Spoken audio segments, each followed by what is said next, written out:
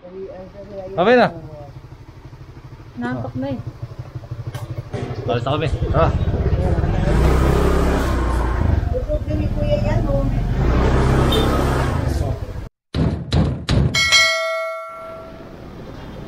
Morning guys! So, for today's video, may ride tayo. Okay, teka lang, mali. Morning guys! Time check. So, alas 8 na tayo umalis sa bahay. Ngayon tayo pag-gas. So, nandito na kami sa, sa honeymoon. So, for today's video, may ride ulit tayo after last week. Alam natin na kahit nung nagkagaya tayo kasama yung pamilya. So, today, nagkasama tayo. So, ituloy namin na yung sakto. Nakakandak sa activity namin. So, ngayon, ka-learn ulit tayo. Samahan nyo kami. So, ayun. Nandito na tayo sa May Kawayan. So, malapit na. Malapit na. Well, actually, may dumadaan ako dito sa May Kawayan. May naalala ako. Oh, shoutout kay paring Luigi, yung aeroplano mo. Dito tayo dumadaan yan. Okay, no? Naalala ko yun. Nakaabot tayo ng madaling araw. Yan, dito sa kalsada ng Arthur. So, yun na naman. Bigla ko na kasi naalala. Like ngayon, meron kami sinasamaang aeroplano, nagtutuman dito. Gabi yun, gabi. Yung runway, ginagawang runway ito. Basta yun, nakatalo ng Luigi yun. Hello! So yun nga pala, ang mga mahilig sa music dyan. Huwag nyo kalimutan, subukan yung Te Amo Music. Wow! Okay yan. Sa mga taga-Tondo ha, ngayon kung dadayo kayo, pwede rin naman.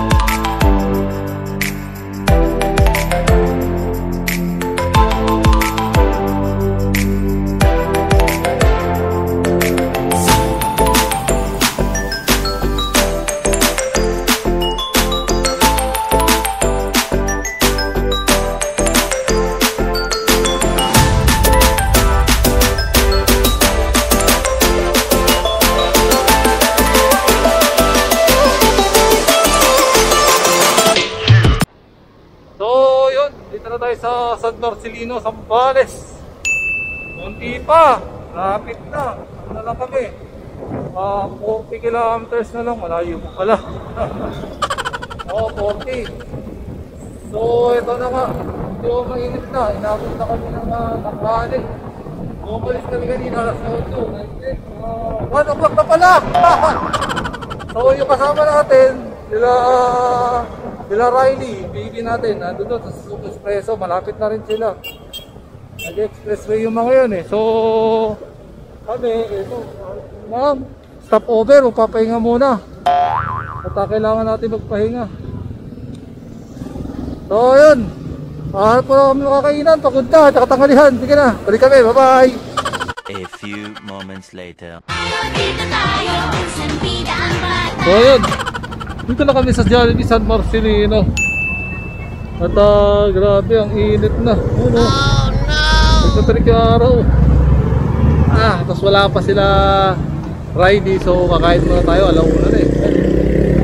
Kamusta biyahe? Uy, lada no. Asa ba, mainit? Anyari? Tara. Init! Init. Kain mo tayo.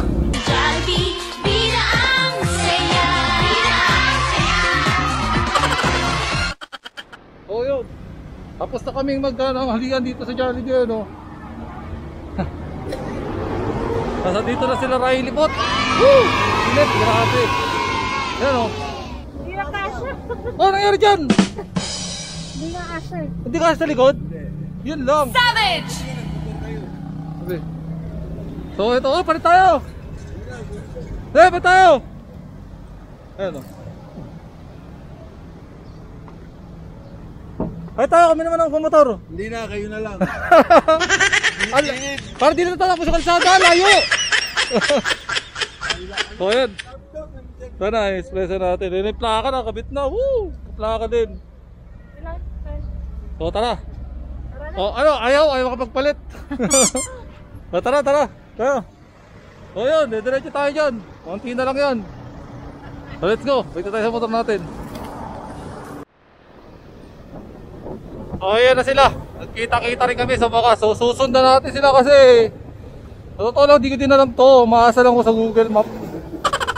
So pupunta muna natin si Tita na or si Papa na lang siguro. Bilis! Yun yung Suzuki Espresso natin. Dahil 5-seater lang yan, magmotor tuloy tayo. Kaya kami ngayon nakamotor. Sila nakakotse. So tara, diretso na to. Ano to? San Narciso? San Marcelino. So San Marcelino na to, diretso. Kunti na lang siguro. So let's go.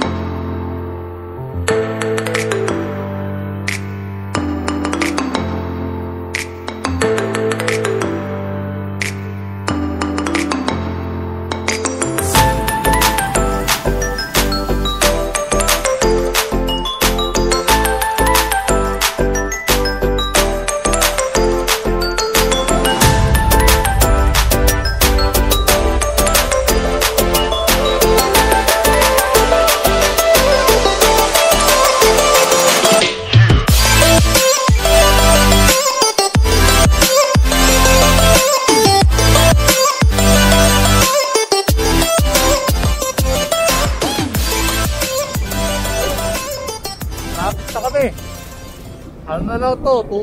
100 kilometers. 100 meters na lang. So, ayan na. Ito na. Bakanting lote. Di ba? Sun. White Sun. Ito pala yung White Sun. Ito White Sun. Ayan, dito tayo. Dito tayo. Makakaliwa tayo rito. Wow, mukhang maganda. Ayan natin ang talaga. Walang tao. Meron dyan. Maganda.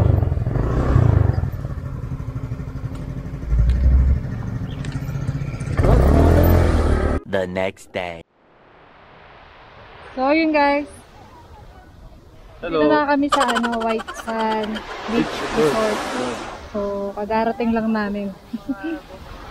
So yun, konti na lang yung naliligo kasi siguro dahil tapos ng summer. Natagpulan na ngayon. Nandun sa likod yung natin. At yung drone natin na yun, sarap, lumilipad, pabalik pa lang. Abot pa kaya? Yan o. Kita nyo ba? Hindi na. So ayan. Palapit na siya. Yun. So kumukuha tayo ng maraming drone shot dito. Siya nga pala yung yung Accommodation. Oh, yung accommodation yan. Siya magdi-discuss sa'yo. So nakakuha tayo ng murang accommodation dito. Meron silang kubo and then yung kinuha namin room, aircon room. Kasi marami kami, tsaka may kasama kaming baby. So ang kuha lang namin doon is 7,000 siya pero naka-discount tayo kahit paano. Magkano ba nag-discount mo? 500. Naka-discount ka ng 500. Ay, pwede naman ako bagay 500 pesos ha. Pangkain na rin yan. Oo, pambiling uling. Tsaka Pambiling tubig. panggasolina. Saka nakakuha kami ng murang mangga. Oh, yun, mura mangga. Magkano yung mangga? Isang timba, 100 pesos. Siguro may ilang kilo din yung isang timba na yun. Ano? Ilang kilo din? Parang 10 or 10, 15. 100 pesos sa Divisoria. Nagtanong kami, 8 pesos isa. Oh, no! Pero Indian Mango lang naman yan, Indian Mango. So, ayun na sila, nag-enjoy na sila mag-swimming. Medyo may kalakasan yung alon. Pero yun yung maganda rito, konti na lang yung naliligo, wala na kaming kaagaw. At ayan, enjoy natin sunset. Yan, di naman ganda. Pakita mo naman, yan. Yun, o, diba? So, uwi tayo para magpalit ng battery ng drone natin kasi yung drone natin lobat na.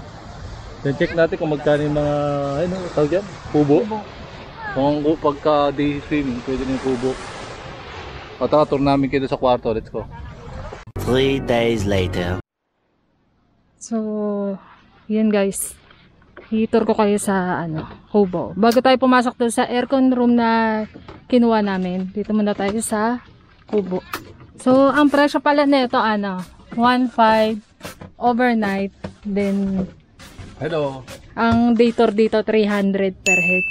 So, ang capacity niya 4 packs. So, kasyang-kasya kayo rito, maluwag pa. So, ito yung kwarto nila, may sala na, tapos may kwarto. Ito yung kwarto nila, double bed. So, dalawa sa taas, dalawa sa baba. O kasyang-kasya. Tapos may kasamang ventilador. So, kung gusto niyo mag-overnight, pwede dito. Tsaka, mura lang siya. Magkano? 300 per. 300? To overnight? Hindi, 1.5 ang overnight, tas 300 per head. Pag dito. Pwede na din. So, sulit na rin, di ba? Kung gusto nyo lang naman na, 4 lang kayo. Huwag na mag-aircon kasi malamig dito eh. So, check natin ngayon yung aircon room. Tara, samahan nyo kami. So, dito tayo sa White Sand. Ito yung CR nila sa mga nagde-day tour or overnight. Then, ito yung mga aircon room nila. So, merong sa first na second floor. So, tingnan natin yung loob. Nature. Kinuha pala namin 6 to 8 packs. So, ang price niya is 7,000. So, ito yung itsura niya. So, dalawa yung double deck. Tsaka dalawa. Then, may kasamang rec. Then, ito. Mga sabitan. Isang aircon. Tapos, ito yung CR nila. So, yan. Malaki rin. So, parang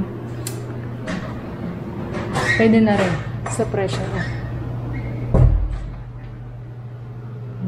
Yan. So, yun. Ito yung kabuuan niya.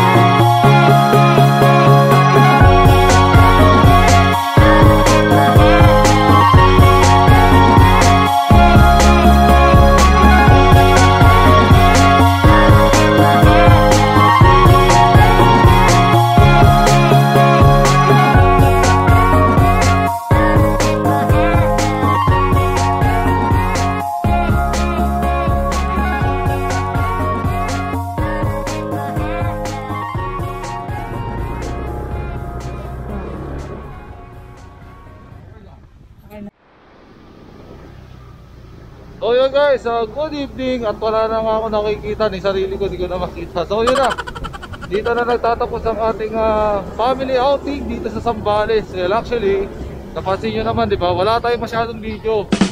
Alam nyo bakit? Kasi umulan. At the same time, yung button ng ating, yung power button ng ating Osmo Action ay nasira. So, pagagawa pa natin to. Sa madalas sa tao maambol, hindi siya pwedeng mabasa. May waterproofing naman to. Kaya lang, syempre dahil nasira na kayong power button, eh hindi na ako kumpiyansa. So, sa kayo ulit, papalitan kayo ng Maynila. Hindi sila sa rin, no? Yan! So, si Apple Dax, sakay Suzuki Espresso, sakay pa rin niya, siyempre, as usual, si Mama, si Papa, tsaka yung tatlong bata.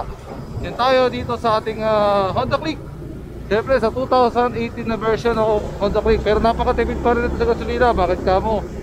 So, dalawang na kinarga natin doon sa Maynila, meron pa tayo 2 bar. So, pwede pa tayo magsalad full tank sa Ologa po. Sigurado, malaki pa sobra doon.